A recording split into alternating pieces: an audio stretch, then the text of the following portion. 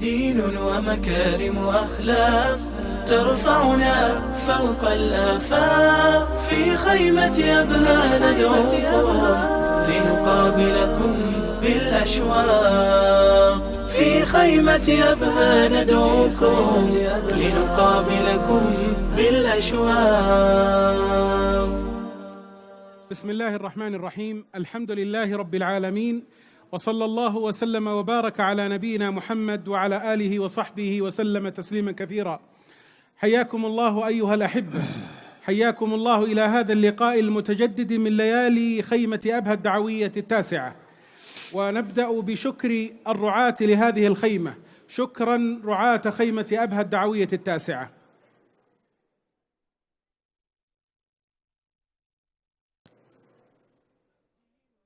كارم أخلاق ترفعنا فوق الآفاق. في خيمة أبها ندعوكم لنقابلكم بالأشواق.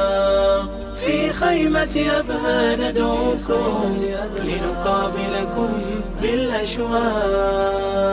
يجمعنا حب وتصافي والخير إلينا ينساق. يجمعنا حب وتصافي والخير إلينا ينساق. فهنا علم وهنا أدب، فهنا علم وهنا أدب. شعت كالعقد البراق، شعت كالعقد البراق. دين ومكارم وأخلاق ترفعنا فوق الآفاق. في خيمة أبها ندعوكم لنقابلكم بالأشواق. في خيمة أبها ندعوكم لنقابلكم بالأشواق. ودروس تنطق بالحسنى ورياضة جسم وسباق. ودروس تنطق بالحسن. أيها الأحباب، نسعد في هذه الليلة المباركة بأن نستضيف قامتين من قامات الدعوة إلى الله تبارك وتعالى في المنطقة وفي برامج عالمية أخرى من أفنوا حياتهم في تقديم هذه الدعوة إلى الله تبارك وتعالى. معنا هذه الليلة فضيلة الشيخ الدكتور عبد الله بن علي أبو عش المالكي، رئيس مجلس إدارة المكتب التعاوني للدعوة والإرشاد وتوعية الجاليات في أبها. ومعنا كذلك فضيلة الشيخ الدكتور غرامه الشهري، استشاري الجراحة العامة في مستشفى عسير بالمنطقة الجنوبية. حياكم الله وأهلا وسهلا. حياكم الله. أيها الأحبة، منذ أن بزغت شمس الإسلام كانت معجزة النبي صلى الله عليه وسلم هي الكلمة الخالدة. وبما أن كل نبي من أنبياء الله تبارك وتعالى جاء إلى قومه بمعجزة من جنس ما برعوا به، فقد كانت معجزته صلى الله عليه وسلم معجزة إلى قومه من جنس ما برعوا به، ألا وهو القرآن الكريم. لم يقله صلى الله عليه وسلم ولم يخلقه، إنما كان وحيا من عند الله. معجزة العرب هي الكلمة، والكلمة جزء من اللغة، واللغة هي الهوية. اللغة ما يعبر به الناس لبعضهم وما يتواصل به الناس لبعضهم، واللغة مفتاح القلوب. ومن هذا المنطلق، بما أن اللغة هي مفتاح القلوب، يسرنا في هذه الليلة أن نتحدث عن توظيف هذه اللغة في الدعوة إلى الله تبارك وتعالى. ولعلنا نتحدث بشكل أدق عن اللغة الإنجليزية وأثرها وتوظيفها في الدعوة إلى الله تبارك وتعالى، وما يقوم به إخواننا في المكتب التعاوني لدعوة الجاليات في أبها من برامج تؤدي وأدت بفضل الله تبارك وتعالى إلى نشر دين الله على نطاق واسع. ولكن دعونا نبدأ بسؤالنا لفضيلة الشيخ عبد الله يحفظه عن أثر اللغة الإنجليزية وتعلمها في تدعيم الدعوة إلى الله تبارك وتعالى. بسم الله الرحمن الرحيم. الحمد لله والصلاة والسلام على رسول الله وآله وصحبه ومن والاه. أصحاب الفضيلة، أصحاب السعادة، الجمع المبارك، أحييكم بتحية الإسلام الخالدة، فالسلام عليكم ورحمة الله وبركاته.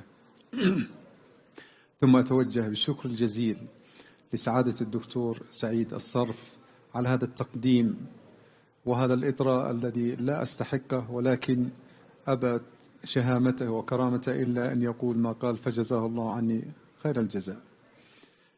عندما نتكلم عن لغة أو أي لغة نجد أن تعلم اللغة قد يكون من أوسع أبواب الأجر إذا وظفت هذه اللغة لما يرضي الله وخدمة الإسلام ونشر هذا الدين، وقد تكون من أوسع وأخطر أبواب التغريب عن الشخصية الإسلامية والذات الإسلامي.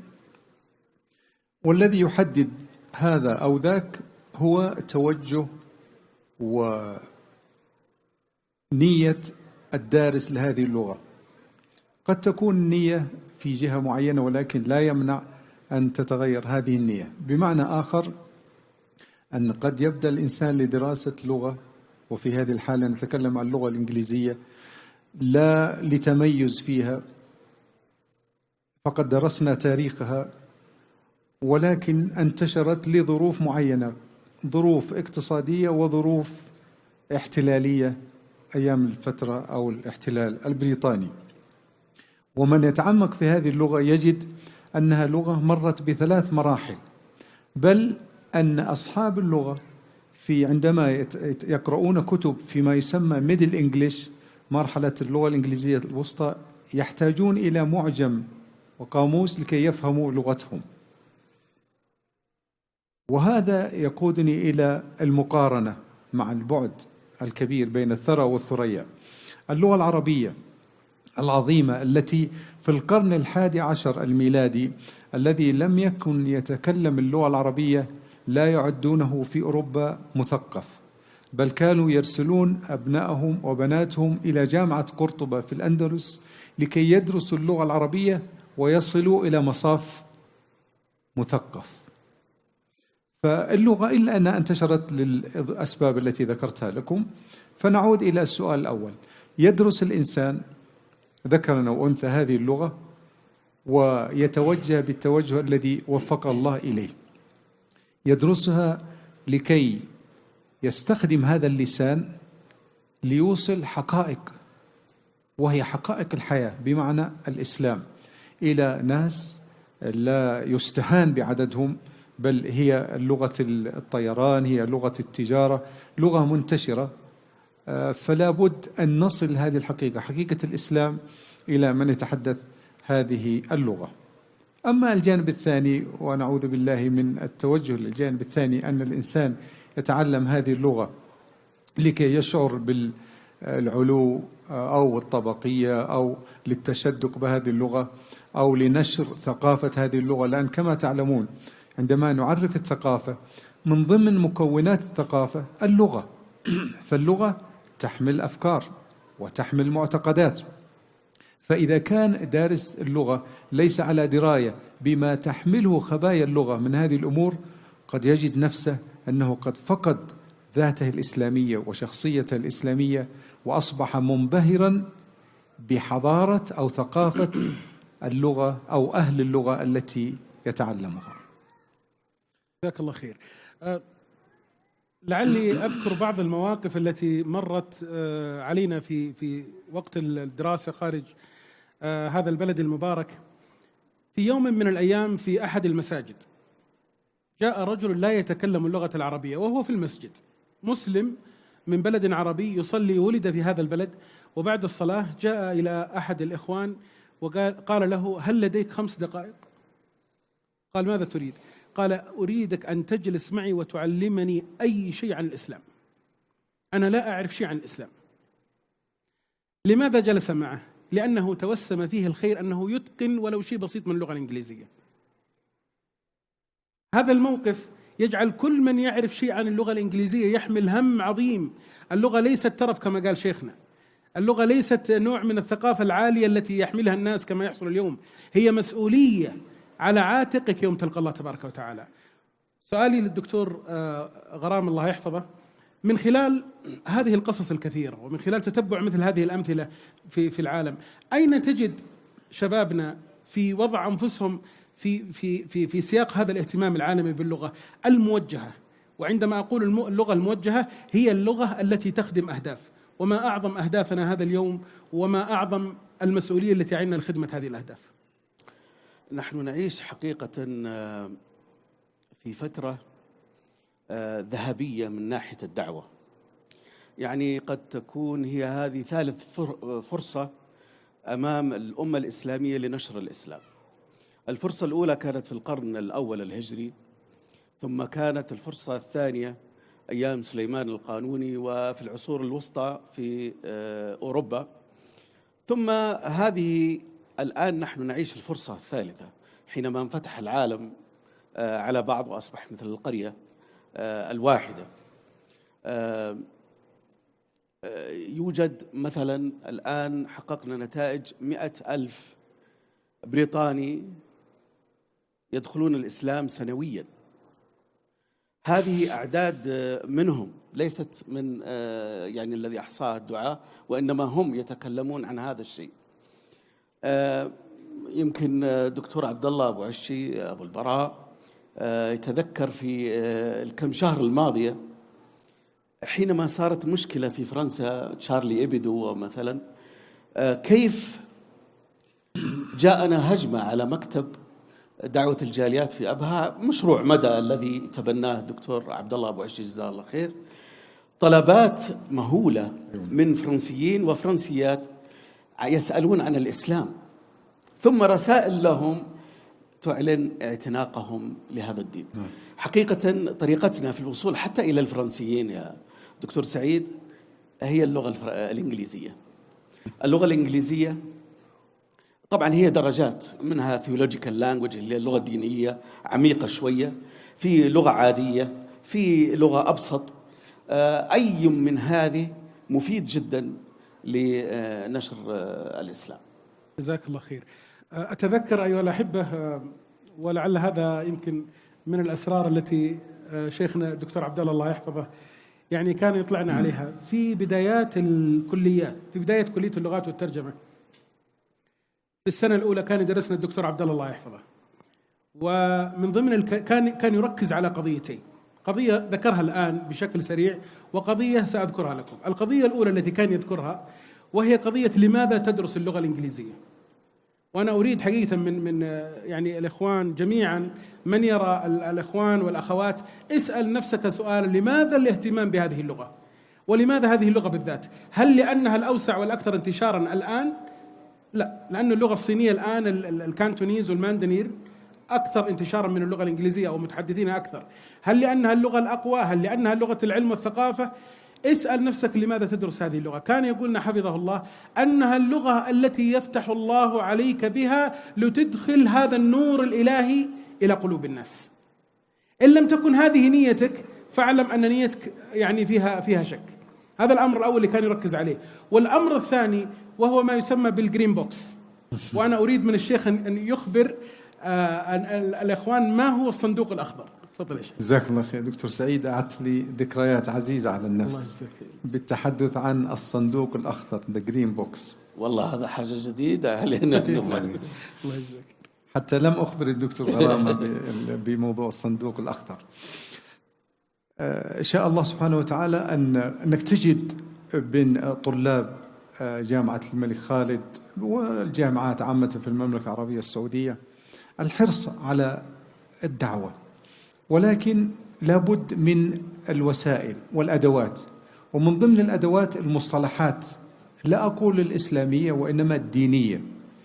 فوفق الله بعد جهد استمر إلى 6 سنوات متواصلة مع أخ عزيز نسأل الله أن يشفيه ويمن عليه بالعافية، فضيلة الدكتور عبد اللطيف شيخ إبراهيم. بعد جهد جهيد أعان الله سبحانه وتعالى على تأليف معجم المصطلحات الدينية، وهو في الحقيقة قاموسين في قاموس أو معجمين في معجم، فهو اللغة من العربية إلى الإنجليزية للجهة اليمنى، ومن اللغة الإنجليزية إلى اللغة العربية في الجهة اليسرى، فضمن قاموسين في قاموس. لأنه وجدنا أن الطالب عنده الحماس للدعوة إلى الدين، لكن ينقصه الأدوات، ينقصه المفردات، المصطلحات الدينية وليس فقط الإسلامية لكي يدعو.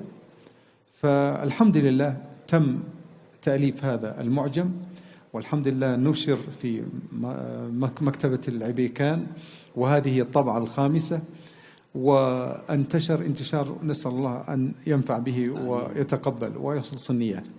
فرأيت أن من واجبي الذي يسألني الله عنه أن نقدم لأبنائنا الطلاب الأعزاء مفردات دينية تعطيهم وتؤهلهم بأنهم يصلون إلى المستوى النهائي، وصار عندهم حصيلة من هذه المفردات الدينية التي تعينهم على ما نتوقعه منهم، ألا وهي الدعوة لهذا الدين. فكنت في كل محاضرة تقريبا أعطي 5 مفردات من هذا الصندوق الأخضر، وسميته أخضر لأن وقتها كانت الطبعة لونها خضراء. جزاك الله خير. وسبحان محير الأمور تغيرت لها. الحمد لله. ما شاء الله. الله ينفع بك يا شيخ، يجزاك خير. أنا أريد حقيقة أن أقول كلمة للإخوان والأخوات، بالذات الشباب والشابات. إذا كنت تعتقد أن ليس لك دور في هذه اللغة وتعلمها ونشر دين الله سبحانه وتعالى بها، فأنت مخطئ. الناس تبحث، والله يا شباب ويا فتيات ويا إخوان، أبنائنا وبناتنا، الأمة عطشة، الناس عطشة إلى هذا التوجه، الناس يرجون من يأخذ بأيديهم. وبعض المواقف السريعة التي أذكرها خلال أيام الدراسة في الجامعات الغربية، في إحدى الجامعات نظمنا أسبوع اسمه الأسبوع الإرشاد الأكاديمي، تنظمه الجامعة لكل الأديان، فكان الأسبوع الذي يتكلم عن الإسلام. فجاء ناس من كل مكان، وأذكر موقفين لا أنساها. جاءت امرأة إلى أحد الإخوان ووقفت على استحياء على بعد، هي غير مسلمة، ثم يعني حاول يغريها بشيء من الحلوى والكتب التي كانت موجودة، فقالت لا أريد هذا، لكن أسأل عن رجل رائع اسمه محمد. الله أكبر. هل تعرفون محمد؟ اللهم صل. هي ليست مسلمة، صلى الله على محمد. فقال نعم نحن المسلمين وهذا نبينا وكذا. أخذت بعض الكتب والسيديهات الخاصة بهذا، ثم انصرفت تقول أريد أن أقرأ، لا أريد أن آكل ولا شيء. وفي هذا الموقف أعلنا أنه سيكون هناك صيام للإخوان المسلمين، صيام كان يوافق يوم اثنين، فقلنا للشباب المسلمين في الجامعة سيكون هناك صيام، فسألوا ما معنى كلمة الصيام؟ فقلنا الصيام هو الامتناع عن الأكل والشرب من الفجر إلى المغرب، والجماع من الفجر إلى المغرب بنية الصوم والتعبد لله. ففوجئنا اليوم الثاني وإذا في 23 واحد غير مسلم صائمين معنا. الله. أي والله. وامتنعوا عن الأكل والشرب إلى صلاة المغرب وهم غير مسلمين، لكن مشاركة. الأمة متعطشة، وهذا ينطلق في كل مناحي الحياة، الطبية والصناعية والتجارية وكل مناحي الحياة. وعندما نتحدث عن الأمور العظيمة في حياة البشر مثل النواحي الطبية، تجد أن لهذه اللغة دور عظيم في نشر دعوة الله تبارك وتعالى. وأصبح الأطباء هم من ينشرون هذا الدين مع كثرة شغلهم ومع كثرة عملهم ومع دقة تركيزهم. ولعل شيخنا فضيلة الدكتور غرامة يحدثنا عن هذا الأمر. تفضل بارك الله فيك. بسم الله الرحمن الرحيم. والله القصص كثيرة جزاك الله خير. وجميلة جدا. مثلا في أحد غرف البالتوك دخلت على غرفة ملحدين ملاحدة كلهم، بعضهم يتكلم اللغة الإنجليزية وبعضهم يتكلم اللغة العربية، ولأن الحضور من اللغة العربية أنا بحولها إلى لغة عربية، يعني إيش صار في النقاش. نعم. فأحدهم قال كيف تثبت أن القرآن هو كلام الله ليس كلام محمد صلى الله عليه وسلم؟ فقلت لا، مثلا من بعض الأدوات اللي نستخدمها في الإثبات هو الإعجاز العلمي، أن هناك أشياء في القرآن الكريم ثبتت علميا الآن ما كانوا يعرفونها سابقا، وهذا يدل على أن الرسول صلى الله عليه وسلم أتى بها من عند الله سبحانه وتعالى. قال مثل ماذا؟ قلت مثل أن الجنين يتخلق في أطوار. قال أنا مرت علي هذه الآية ما لكم لا ترجون لله وقارا وقد خلقكم أطوارا. قال أنا بحثت في المعجم وجدت أن الطور قد يعني جبل، فأنا لن أقبل منك أن الطور يعني مرحلة، لا، قد يكون يعني جبل وأنتم اللي تبغون إيش تتعسفون المعاني. قلت طيب ماذا تقول في يخلقكم في بطون أمهاتكم خلقا من بعد خلق في ظلمات 3؟ قال لي طيب ننتقل إلى نقطة أخرى. تفضل. قال هل الإنسان آدم فيه لما خلق الله فيه سيليكون، عنصر السيليكون؟ قلت لا، عنصر السيليكون لا يوجد في البشر عنصر السيليكون. قال طيب التراب مليان عنصر سيليكون والبشر خلقوا من التراب، أين ذهب عنصر السيليكون؟ يعني يتذاكى وكذا.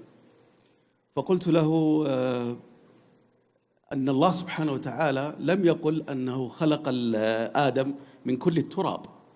قال هذا الدليل. قلت من سلالة من طين، استله سلالة، وقال لك أن الذي استل هو خبير عليم لا تغيب عنه شيء، حكيم ولا يغيب عن علمه مثقال ذرة ولا حبة خردل، وقال لك أنه استله سلالة. أما تطمئن إلى هذا الكلام أنه يعرف أن السيليكون كيف يفصل السيليكون عن بقية التراب؟ قال طيب أنا بجيبها لك من جهة ثانية. تفضل. قال طيب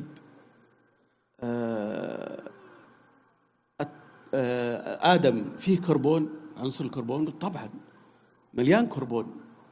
عنصر الكربون عنصر عضوي، كل المكونات العضوية من الكربون. قال طيب هل كل التراب فيه كربون؟ قلت لا. قال إذا من فين جاء الكربون؟ المفروض يقول من الطين وأخذ زاد عليه كربون. قلت لا، الآيات القرآن الكريم لو تمعنتها تقول أنه أخذه من النوع الذي يوجد فيه كربون. قال كيف؟ قلت من صلصال من حمأ مسنون. مسنون يعني ذو رائحة. التراب الذي ليس عليه مواد عضوية، ليس عليه كربون، ليس ذو رائحة. إنما ذو الرائحة المسنون اللي فيه سنة، هذا هو الذي فيه كربون. قال طيب أنا يعني أحرج أمام زملائه لأن غرفة البالتوك مليانة من الملاحدة. فقال أنتم دائما يعني تفتخرون أن علم الأجنة يثبت نبوة محمد صلى الله عليه وسلم. قلت هذا ليس كلامي أنا كمسلم، أنا لا أحتاج إلى هذا الكلام، أنا عارف. لكن إيش رأيك إن أبو علم الأجنة في العالم اسمه كيث مور هو الذي يقول هذا الكلام، وهو غير مسلم. هو الذي يقول أن علم الأجنة الذي اكتشفناه لا يمكن أن يكون يعرفه محمد إلا إذا كان يوحى إليه. قال أنا أعتبر كيث مور منافق ولا أخذ كلامه. ليه؟ قال لماذا لم يسلم هو؟ طبعا أظنها أسلم الآن، ما أدري والله كيث مور، لكن ذاك الوقت لما صار النقاش ما كان مسلم. قال هذا منافق، لو أنه أسلم كان معناته أنه يعني كلامه يوافق أفعاله، وأنا النوعية هذه من البشر أنا ما أسمع كلامه. هو كان يناقشني ويكح، يعني مصاب بالتهاب في الصدر وكذا، فعرفت أنا أنه من التدخين. يعني قلت طيب التدخين ضار؟ قال طبعا العالم كلهم يعرفون أن التدخين ضار. قلت طيب ليش تدخن؟ أليس هذا في تناقض بين كلامك وبين عملك؟ كيث مور يعرف أن الرسول صلى الله عليه وسلم نبي، كما كانت قريش تعرف أن محمد صلى الله عليه وسلم نبي، ويعرفون أنه يوحى إليه. وأبو جهل معروف قصته في بدر لما قال لما سأل واحد قال يعني محمد نبي ولا لا؟ قال طبعا، وهل يكذب محمد؟ لكن نحن تنافسنا مع بني هاشم والآن جو قالوا منا نبي، هذه ما نقدر عليها. يعني هذه بعض يا دكتور سعيد، هذه بعض فوائد إتقان اللغة الإنجليزية في الدعوة، وكيف تستطيع أنك تترجم معاني القرآن الكريم ثم تتواصل معهم ثم تقنعهم. طبعا احنا وجدنا نجاح كبير جدا بفضل الله سبحانه وتعالى، خصوصا في مشروع الدكتور عبد الله اللي هو مدى، اللي هو مشروع الدعوة الإلكترونية. نعم، وسيأتي الحديث عنه بإذن الله بعد قليل. سيأتي الحديث عن هذا المشروع. يمكن أغلبنا لا يعرف ماذا تعني كلمة مدى أو ما هو هذا المشروع، لكن سيأتي الحديث عنه بعد قليل بإذن الله. دكتور عبد الله، بما أنك كنت عميد كلية اللغات والترجمة لفترة طويلة، اللغة الإنجليزية والمبتعثين، اللغة والابتعاث، كنا في بلد البعثة يعني نعاني من تعلم اللغة الإنجليزية ومن إتقانها، ويأتي بعض الشباب بعض الحماس إلى أن يدعو إلى الله بهذه اللغة. هل هناك ضوابط للحديث باللغة الإنجليزية في الدعوة؟ سؤال وجيه جدا ومهم، لأن يا إخوة قد نتكلم عن أي علم من العلوم، ولكن عندما نتكلم عن الدين لابد أن نزن كل كلمة وكل مصطلح نقوله، لأن قد نفهم خطأ، وهذا الشخص الذي يريد أن يعرف الإسلام لا تصل إلى المفردة الحقيقية المناسبة، فيبني عليها كثير من الانطباعات وقد تتحول إلى معتقدات. فأوافق مع فضيلة الدكتور سعيد أن هنالك ضوابط مهمة جدا فيما يتعلق ببعض المفردات، إلى درجة أن بعض المفردات الدينية في اللغة العربية لا تجد ما يقابلها في اللغة الإنجليزية، مثل كلمة الزكاة. كلمة الزكاة لا تستطيع أن تقول ألمز يعني صدقة، نعم. الصدقة غير زكاة، ولا شرتي. ووجدنا في هذا المعجم أن أقرب مصطلح ربما يقرب مفهوم كلمة الزكاة هو poor due، حق الفقراء، حق الفقير، لأنها ليست صدقة. فلا بد أن يكون الدارس سواء في الخارج وبالتحديد في الخارج أن يكون على دراية إلى قدر معين بالمفردات الدينية، ولا يمنع أن يعود إلى المعاجم لكي يتأكد من الترجمة لمفهوم معين يريد أن يوصله لهذا الشخص الذي يريد أن يدعوه إلى الإسلام. جزاك الله خير. وكما أسلف الدكتور غرامة، وهي قضية أن اللغة الإنجليزية مستويات ومراحل، وليست كلها في نفس الفئة ولا في نفس المستوى. يعني إتماما لكلام فضيلة الشيخ عبد الله يحفظه، في أحد الأبحاث ونحن في فترة الماجستير وقعنا على معضلة في قضية ترجمة معاني القرآن الكريم ما لا يمكن ترجمته، وكان من ضمن الأمثلة كلمة القدر في سورة القدر، إنا أنزلناه في ليلة القدر. فماذا يمكن أن تترجم كلمة القدر؟ لا سيما إذا عرفت أنه حتى في اللغة العربية لا يوجد كلمة مرادفة للقدر. يعني أفضل كلمة ممكن تقربها للناس وإن كانت خطأ اللي هي قضية ليلة 27، وهي خطأ أن يطلق عليها ليلة القدر بشكل حتمي. فما بالك ببعض المعاني العظيمة في القرآن عندما يقول الله تبارك وتعالى والليل إذا عسعس. الله أكبر. كيف تترجم عسعسة الليل؟ إذا السماء انشقت، الكنس، عندما يقول الله ما جعل الله من بحيرة ولا سائبة ولا وصيلة ولا حام.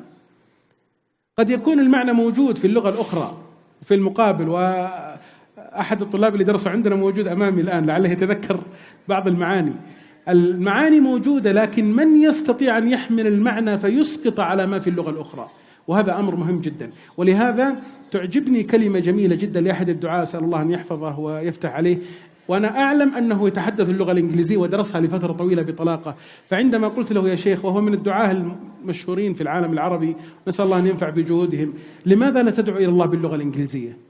فقال كلمة عجيبة، قال تلك اللغة التي أتكلم بها أوقع بها عن الله، فإذا أصبحت لغتي الإنجليزية كالتي أحملها في العربي أستطيع أن أتكلم بهذه اللغة. هذا احترام الكلمة واحترام الأمانة التي ألقاها الله تبارك وتعالى على عاتقنا. وكان صلى الله عليه وسلم يعجب بالكلمة وبلاغتها وجمالها، وكان يقول إن من البيان لسحرا. أي نعم. دكتور غرام الله يحفظك، ذكرت في معرض حديثك كلمة مدى، فلعلك أنت والدكتور عبد الله تتعاونون على هذا المشروع الضخم وتبينون، جزاك الله خير. تفضل. الله خير. أما مشروع مدى ومفهومه سأتركه للدكتور غرام جزاه الله خير، فهو يعرف عنه أكثر مني، ولكن طالما إن هذا اللقاء المبارك ينطلق تحت مسمى آفاق دعوية، فأريد أن أوصل حقيقة أن هذا المكتب التعاوني للدعوة للشركات والجاليات بأبها بإداراتها المختلفة، وبالأخص عندما نتكلم عن الدعوة نتكلم عن مشاريع نوعية ومن ضمنها مدى. فمثلا من المشاريع الدعوية الحمد لله التي نفع الله بها كثير، مشروع كان أمنية وأصبح حقيقة، وهو تأهيل الداعيات. فأصبح الحمد لله يقدم لهم مشروع على مدى 2 أو أكثر، والحمد لله أظن تخرجت 3 أو 4 دفع إلى الآن. وهذا المشروع تحت الإدارة النسائية بتوجيه جزاه الله خير الدكتور محمد آل عارم. المشروع الثاني القوافل الدعوية، وهذا يندرج تحت إدارة الدعوة والإرشاد. شريحة من الشباب زلت بهم القدم، نسأل الله أن يهدينا وإياهم جميعا، فمن لهم بعد الله سبحانه وتعالى إلا القوافل الدعوية. إخوة نذروا أنفسهم ووقتهم وجهدهم ليستنقذوا بعض الإخوة الذين يعني تجاوزوا بعض الأمور، والله المستعان كلنا خطاء. فأصبحوا يذهبون إلى أماكن تجمع هؤلاء الشباب ويدعونهم إلى الحياة، بمعنى الحياة إلى الاستقامة، والاستقامة هي السعادة. وأبشركم أن ممن كان على الأرصفة هنا وهناك أصبح الآن قائدا ورائدا في هذه البرامج، برامج القوافل الدعوية. نأتي أيضا إلى برنامج ومهم جدا يندرج تحت إدارة دعوة وتوعية الجاليات. فبفضل الله سبحانه وتعالى ثم بتعاون من وزارة الشؤون الإسلامية والدعوة تم الاستفادة من مجموعة من الدعاة من خريجين الجامعة الإسلامية في المدينة المنورة بلغات مختلفة، وأصبحت تعطى الدروس الأسبوعية إذا لم تكن اليومية لمختلف الجاليات بمختلف لغاتهم. وتقدم هذه الدروس يوم الجمعة، والسبب أن يوم الجمعة هو يوم الإجازة لهذه الشريحة من الجاليات، فتقدم لهم الدروس ويقدم لهم الإسلام، وعدد كبير منهم أسلم، تجاوز 6000 شخص يمثلون 33 دولة، وترتب لهم رحلات العمرة والحج وما شابه، ومناشط أيضا كثيرة، لكن ربما على أساس الوقت أننا نكتفي في بعض هذه الأمور. أما الآن نصل إلى مدى، وأحيلكم على مليء. جزاك الله دكتور غرام. الله يجزيك خير. مدى هو مشروع الدعوة الإلكترونية، وهذا الذي تبناه الدكتور عبد الله أبو عشي أبو البراء جزاه الله خير. مكتب صغير وفي عدد موظفين قليل، ويعاني من مشاكل مادية، لكن شوفوا النجاحات التي حققها. 198 دولة يراسلها هذا المكتب ب27 لغة. 198 دولة ب27 لغة. كيف؟ ما هي الخدمات اللي يقدمها للناس؟ أي إنسان في أي دولة في العالم يحتاج كتب عن الإسلام دعوية، فقط يدخل على النت ويكتب إسلام أنفيلد، ومن هناك يدخل على الموقع ويطلب، يقول أنا أبغى كتب عن الإسلام دعوية. في خلال أيام قليلة حتى أذهلت الناس يكون الطرد البريدي وصل.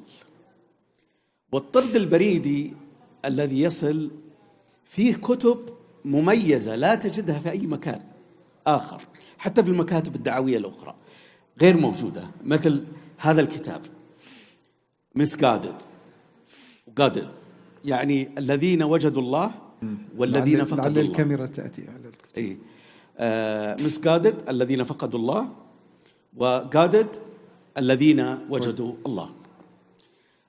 هذين الكتابين ترجمت إلى 8 لغات الآن يا أبو البراء. 8 لغات إلى الآن ترجمت. من الذي ترجمها؟ يعني تحت إشراف الدكتور عبد الله. ومن هو المؤلف؟ أمريكي مسلم داعية، قصة إسلامه فتح للإسلام، ثم دخل وألف لبني جلدته وللناس، كان ملحد حتى نصراني بعدين ملحد، فكتب لهم يعني كتب يدعوهم فيها، حتى أن قال بعض الدعاة الأمريكان لما قرأوها قالوا إيش هذا؟ هذه لو قرأها الشيطان أسلم. طبعا نحن نعرف أن الشيطان لن يسلم، هو رجيم، لكن يعني استخدمنا هذا كمثال ليوضح فكرة، ولا طبعا. فيوجد في مكتب دعوة الجاليات في أبها في مدى يوجد كتب كثيرة غير هذه الكتابين، غير موجودة في أي مكان آخر. ونراسل 198 دولة 195 للتصحيح. ثم تأتي النتائج. أنتم يا إخوة لو تشوفون بس تقرون بعض الرسائل اللي جات وكيف يدعون لهذا المكتب وكيف هداهم الله، شباب أوروبيين وأكثرهم من النساء، اللي يقولون الحرية وما الحرية والنساء عندهم حرية هناك، لا أبدا، هن أتوا للإسلام لأجل أن تجد الحرية. وأنا عندي قصة، ما أدري هل الوقت مناسب أو يكفي؟ معنا دقائق يجد. طيب، تتذكر يا دكتور أبو البراء امرأة صيدلانية من نيكاراغوا تتكلم اللغة الإنجليزية بشكل جيد، ومع أن لغتها إسبانية، وسبحان الله أصبحت تلبس الحجاب وهي نصرانية. سبحان الله. وبالغضوة يعني قالت أنا وجدت هذا لمصلحتي الشخصية، ليس تدينا ولا شيء، لكن لمصلحتي. أنا الآن أشعر بحرية. تقول عيون الرجال وعيون الناس والمجرمين قيدتني، ما أستطيع أتحرك، ما أستطيع أروح، ما أستطيع أجي. الآن لا، أنا حرة. تقول جاءت إلى مكتب مدى عند الدكتور أبو البراء، فطلبني أني أناقشها، وهي كامل حجابها حقيقة ومعها زوجها مسلم. فتقول أن القرآن محرف وأن التوراة والإنجيل غير محرفة، ولهذا أنتم المسلمين عندكم أخطاء شنيعة لأن القرآن محرف. قلت لها طيب نتفق على أشياء، لأن الله سبحانه وتعالى يقول تعالوا إلى كلمة سواء. كيف ترين علم الله؟ الله كيف علمه؟ قالت يعلم كل شيء. قلت كيف يعني؟ قالت يعرف دبيب النملة السوداء على الصخرة السوداء في ظلمة الليل. قلت إذن اتفقنا، الآن إحنا بيننا قاسم مشترك كبير. فقلت لها طيب لو قلت لك أن القرآن دائما يقول هذه المعلومات بينما التوراة والإنجيل تنفي هذه المعلومة. قالت مستحيل. قلت هذا يغني عنك يدخلك في الإسلام؟ قالت اثبت لي، أنا جيت للحقيقة. قلت لها طيب اقرأي في التوراة في الجينيسيس اللي هو أول سفر من أسفارهم. القصة تقول التوراتية تقول أن الله نزل من السماء فوجد يعقوب عليه السلام، فتصارع مع يعقوب، الله يتصارع مع يعقوب، فانتصر يعقوب على الله وقال أطلقني يا يعقوب لأنه لا ينبغي أن يطلع الفجر ويراني البشر. قال والله لا أطلقك حتى تعطيني وتباركني وتبارك أبنائي. قال مبارك أنت يا يعقوب واسمك من الآن إسرائيل، أي معناه الذي أسر الله وغلبه. طبعا إسرائيل عندنا في اللغة العربية يعني عبد الله. هم حرفوا، شوف التحريف كيف. قالت مستحيل أن تكون هذه القصة في التوراة. أخذنا التوراة باللغة الإنجليزية وأعطيناها، قالت لا، قفلتها. أخذت اللغة الإسبانية قفلتها، فوجئت لأنهم يأخذون دينهم من علمائهم ما يأخذونها من الكتب. فوجئت هي بهذا الكلام، مو معقول. فأخذت اللابتوب واتصلت على أهلها، قالت أبغى موعد آخر. كلمت أبوها وأمها، قالت في قصة مرعبة يعني لا يمكن تصديقها في التوراة، إن يعقوب هزم الله. كيف؟ فقالوا له القسيس، كلم القسيس. كلمت القسيس، قال لها القسيس لا، أنا المشكلة هذه محلولة سهلة جدا. أول شيء أنت بس آمني بالله وبالروح القدس وبعيسى. قالت أنا مؤمنة. قال مؤمنة خلاص؟ قالت ايوه. قال إذن خلاص لا تسألين عن هذه الأشياء التافهة، الإيمان يكفي. قالت عندك شيء آخر غير الكلام هذا والضحك على العقول؟ قال لا أنا ما أضحك على العقل، هذا كلام عقل. قالت لا. جاتنا الأسبوع اللي بعده، قالت يعني هي قصة واحدة ممكن يعني صار فيها خطأ، ممكن وانتم حتى عندكم أحاديث منكرة وضعيفة. قلت لها طيب ايش رايك اقرأي هذا النص، أن الله قال لموسى اذهب إلى بني إسرائيل، قال اسمع أيها السيد الرب، أرسل بيد من ترسل، أنا لن أذهب، اختر رجلا آخر. يعني كأن الله لا يعلم أين يضع رسالته. فغضب الله على موسى ونزل من السماوات ليقتل موسى. فلما اقترب منه انتبهت زوجة موسى اسمها صفورة، فأخذت قطعة حجر صوان فقطعت به يعني ختنت به ابنها المولود، ووضعت الدم على قدميه. الضمير يعود على من؟ علماءهم لا يعرفون، يقول بعض علمائهم يقولون على قدمي الله، بعضهم على قدمي موسى، وبعضهم يقول على قدمي الولد. فارتعب، ولما شم رائحة الدم، رائحة الختان، سر وذهب الغضب عن الله وسامح موسى. سوت نفس الحركات، أخذت الكتاب هذا بعد الكتاب ذا، بعدين اتصلت على أهلها، كلمها القسيس، أنت آمني؟ قالت عندك كلام غير هذا، أريد شيء عقلاني. قال لا ماذا. بعدين جاتنا المرة الثالثة أن لوط زنى بابنتيه وحملتا، وجالهم ولدين، ولد اسمه عمان وولد اسمه مؤاب، يعني جنوب، يعني أولاد، يعني يبغى يقولون أن الأردنيين الموجودين الآن هم أبناء لوط لكنهم من زنا الشمال والجنوب. قلت لها من هذا تحريف ولا ليس تحريف؟ قالت هذا تحريف.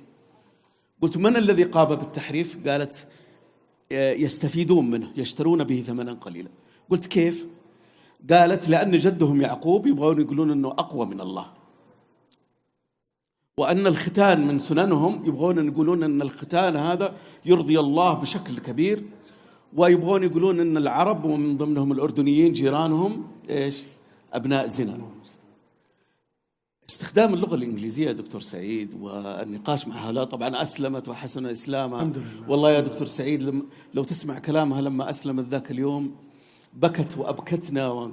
أعود إلى مدى مشروع مدى هذا، والإخوة اللي يستمعون معنا، الحضور هنا في الخيمة والمشاهدين في القنوات الفضائية، يعاني فقط من مشكلة واحدة فقط، المشكلة المادية. ويا هني ويا حظ من يستطيع أن يتبرع لهذا المشروع وهو جالس في بيته ويدخل الإسلام على يديه أناس كثير. أيضا مشروع هذه الخيمة المباركة أيضا عليهم مديونية كبيرة جدا، ونريد أن نستمر فيها السنوات القادمة. أيضا مشروع آخر اللي هو مشروع التعريف بالإسلام، إذا بقي وقت تكلمنا عنه أو جزاك الله خير. كما قلت لكم قامات هذه الليلة عظيمة، وهم كنوز مخبأة حقيقة، كل منهم عنده مشروع. هذا مشروع مدى يحتاج إلى أيام وأيام طويلة للحديث عنه، والرسائل التي تصل إلى الناس من خلال هذا المشروع والله زي ما ذكر الدكتور أنها تبكي العين. وناس تبحث عن الحقيقة، وناس جادة في طلب دين الله، وكل ما يريدون نسخة من ترجمة معاني القرآن الكريم وكتاب أو كتابين. وأبشركم أنهم غطوا أغلب دول الأرض ولله الحمد. إنما المال عصب الحياة.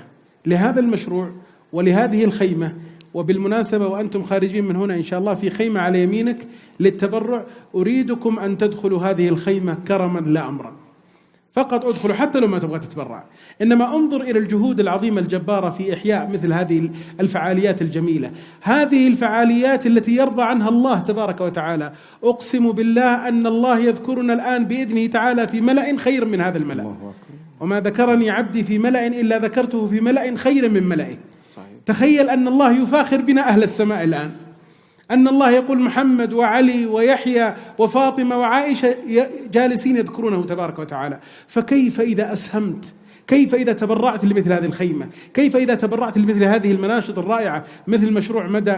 ولعلنا نختم بهدية ومفاجأة، ويعني شيء يقدمون إخوانكم وما أكثر ما قدموا، وهي أكاديمية متخصصة في التعريف بالإسلام والدعوة إلى الله تبارك وتعالى باللغة الإنجليزية، يلقي الضوء عليها دكتور غرامة إذا تكرمت. حفظك الله. إسلام أدفوكيشن أكاديمي، يعني إسلام أكاديمية التعريف بالإسلام. هذه انبثقت من مدى من هذا الرجل المبارك. ما شاء الله ما شاء الله. الأكاديمية هذه أنا جالس أعد لها من 20 سنة حقيقة، ووضعنا فيها محاور، 8 محاور: كيف تناقش الملحد، كيف تناقش النصراني، كيف تناقش اليهودي، الإعجاز العلمي، علم الأجنة، نشوء الكون، أشياء من هذا القبيل هي أونلاين يا دكتور سعيد، يعني عن طريق النت، والإنسان جالس في بيته. هي عبارة عن محاضرتين في الأسبوع، نبدأ من شهر 1 القادم إن شاء الله، في السنة القادمة محاضرتين في الأسبوع. لكن بعد كل محاضرة ترى فيه اختبار عن المحاضرة عشان نشوف المتابعة. ثم بعد ما ينتهي الإنسان مثلا المرحلة الأولى هي عن الإلحاد، سوف نتكلم عن نظرية داروين وعن نشوء الكون ونرد عليها، وكيف نتكلم مع الملحدين ونلزمهم بكلام العلماء والعلم ماذا يقول في هذا الكلام. حتى يصير مثلا إنسان عنده لغة إنجليزية، رجل أو امرأة من المسلمين ومتحمس للدعوة، طيب كيف أدعو ملحد أو نصراني للإسلام أو غربي؟ كيف؟ هذه الأكاديمية تعلمه كيف يستطيع أن يدعو. نبدأ فيها من شهر 1 القادم إن شاء الله، وبقية الإعلانات عنها وتفاصيل الأمور سوف تكون في تويتر، على حسابي في تويتر إن شاء الله نعلن عنها.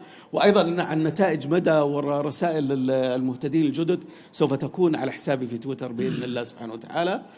بعد ما يتم الإنسان هذه الدورة، أنا أضمن له بإذن الله سبحانه وتعالى أن يكون من مفاتيح الخير، وأن لا يعجزه نقاش مع ملحد أو نصراني أو يهودي ممن يريدون الاهتداء.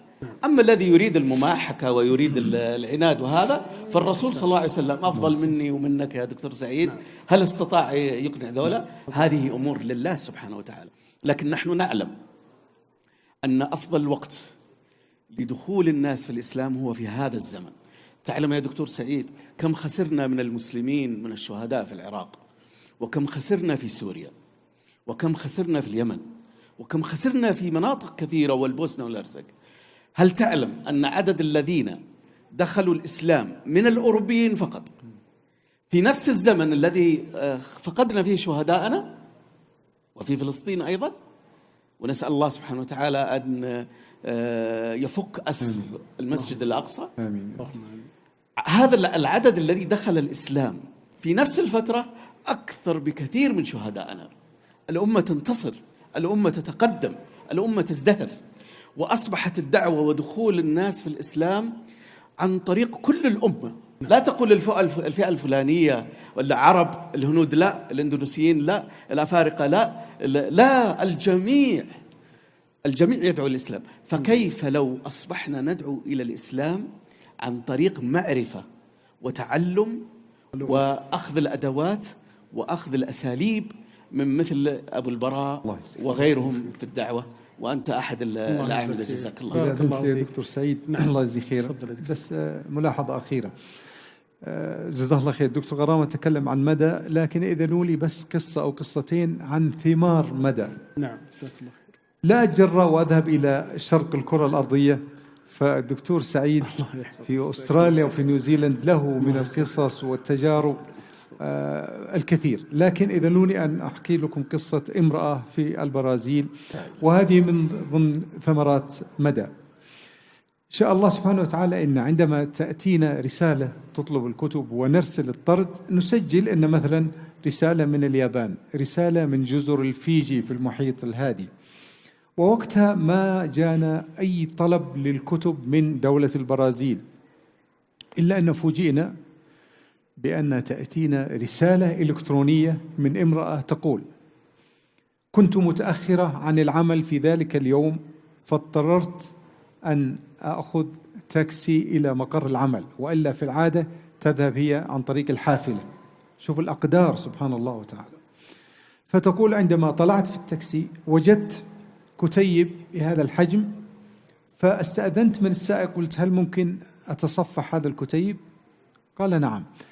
تصفحته ولاحظت أن هذا الكتاب ومحتواه يخاطبني مباشرة، يخاطب نفسيتي، فذهلت. وكما تعلمون أي إنسان إذا أعجب بكتاب يبدأ يبحث في الكتاب عن شيء يدله على مصدر هذا الكتاب. إن شاء الله سبحانه وتعالى إن الله وفقنا أن أي كتاب يرسل لابد أن نضع عليه ختم، وفي هذا الختم يوجد البريد الإلكتروني لمشروع مدى. فعندما أعجبت بهذا الكتاب، وعلى فكرة الكتاب هو ترجمة لمعاني القرآن الكريم بحجم الجيب، فرأت البريد الإلكتروني وأرسلت لنا رسائل بعد ما قرأت هذا الكتاب تقول: وجدت هذا الكتاب، أريد أن أسلم، ارسلوا لي كتب عن الصلاة. ما شاء الله ما شاء الله. السؤال الآن اللي لا زال إلى الآن سؤال غامض: كيف وصل هذه الترجمة إلى تلك السيارة، إلى ذاك التاكسي؟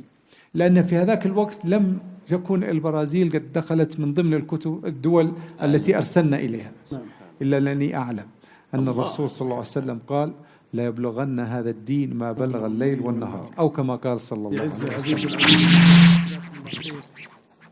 دكتور عبد الله، وجزاكم الله خير جميعا. أسأل الله سبحانه وتعالى أن يجعل ما قدمتموه وما قلتموه في هذه الليلة في ميزان حسناتكم يوم تلقون الله تبارك وتعالى. الحديث ذو شجون والحديث لا ينتهي، ولكن الوقت أدركنا.